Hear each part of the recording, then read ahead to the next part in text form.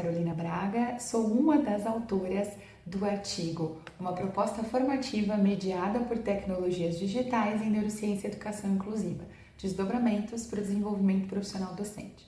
Estou junto com a professora Fabiana Maris Versucci e o Rafael Lima Dalimulli neste artigo, trazendo a descrição de uma proposta formativa mediada por tecnologias digitais com foco na intersecção entre neurociência e educação inclusiva. A proposta desse artigo veio diante de uma demanda prática da educação inclusiva, que vem se evidenciando cada vez mais no contexto docente, em especial na educação básica. Diante dessa demanda, há várias propostas formativas dentro do contexto da formação continuada que olham para esse aspecto. Porém, muitas vezes, tanto a legislação brasileira na área quanto as formações oferecidas têm pouca relação com a prática e acabam não se convertendo de fato numa eficiência em relação às mudanças necessárias para uma educação inclusiva de qualidade. Nesse sentido, algumas revisões de literatura buscam entender quais são as características de propostas formativas que de fato têm efeitos positivos no contexto. Uma dessas revisões, que foi realizada de um estudo internacional, traz 7 características que seriam importantes nesse contexto. O foco no conteúdo, então a formação abordar ou aspectos que vão ser lidados diretamente dentro da sala de aula, como conhecimentos sobre biologia, história, geografia, ou então o foco na didática, em estratégias relacionadas ao ensino-aprendizagem. Um outro item que é considerado importante nesse contexto é a aprendizagem ativa. Os professores terem espaço para metodologias ativas dentro da formação, como, por exemplo, a sala de aula invertida e outras estratégias. Outro aspecto também descrito como relevante na literatura é a colaboração entre os docentes. Então, pensar atividades e propostas que sejam em grupo para que os docentes possam colaborar uns com os outros é muito relevante nesse contexto. Além disso, outro aspecto a ser destacado é o uso de modelo e técnicas de ensino. Então, além de trazer um referencial teórico, é importante que os professores tenham modelos de estratégias que podem ser utilizadas na prática.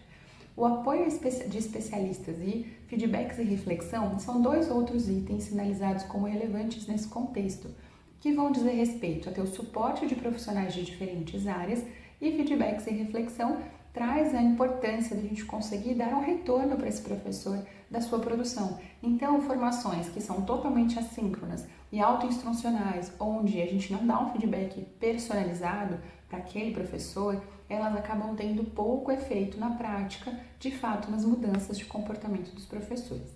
E, por fim, também é descrito nas revisões encontradas a importância da duração sustentada, ou seja, palestras pontuais, pouco conectadas com a prática, que não durem um tempo que permita a reflexão, o feedback, o contato com especialistas, elas têm pouco efeito. Embora a literatura não seja clara em qual é essa duração sustentada, quanto tempo precisa uma formação para atingir esse marcador. Diante desses critérios selecionados, nós fizemos uma análise da formação ofertada aos professores numa modalidade totalmente online e que ela envolvia conteúdos de neurociência básica, então estrutura e funcionamento do sistema nervoso central, em especial, a gente abordou sobre o córtex, as diferentes regiões, funções executivas. Também abordamos um pouco sobre desenvolvimento infantil, que é um aspecto relevante quando a gente pensa na educação. Foi abordado também aspectos relacionados à funcionalidade como uma ferramenta para pensar o contexto prático, não apenas pensando na perspectiva neurobiológica da aprendizagem. E, por fim, foram abordados os transtornos do neurodesenvolvimento que têm principal prevalência na sala de aula. Transtorno do espectro autista, transtorno do déficit de atenção e hiperatividade, transtornos específicos de aprendizagem, transtorno do desenvolvimento da coordenação, deficiência intelectual e trissomia 21. Esses foram os principais pontos abordados. A partir desses critérios, então, nós analisamos cada aspecto sugerido pela literatura e identificamos potenciais relevantes na formação, principalmente no que diz respeito à aprendizagem ativa, onde a proposta utilizada foi a sala de aula invertida, onde os professores tinham contato prévio com o material, aulas síncronas, onde eles poderiam tirar as dúvidas e também eram abordados novos conteúdos, e depois uma avaliação daqueles conhecimentos que tinham sido abordados.